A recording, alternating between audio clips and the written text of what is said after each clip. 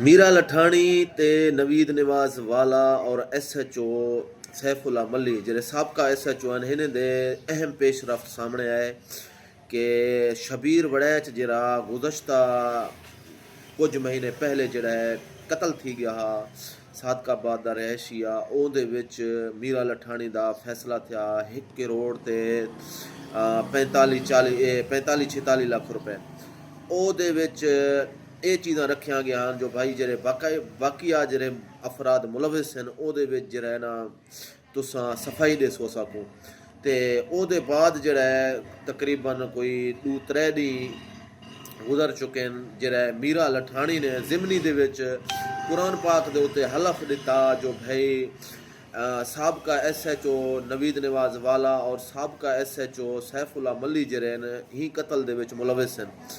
ਤੇ ਉਹਦੇ ਬਾਅਦ ਜਿਹੜਾ ਇਹਨੇ ਦੇ ਜ਼ਿਮਨੀ ਦੇ ਵਿੱਚ ਇਹਨੇ ਦੇ ਨਾਮਜ਼ਦ ਕੀਤੇ ਗਏ ਸਾਬਕਾ SHO ਨਵੀਦ ਨਿਵਾਜ਼ ਵਾਲਾ ਔਰ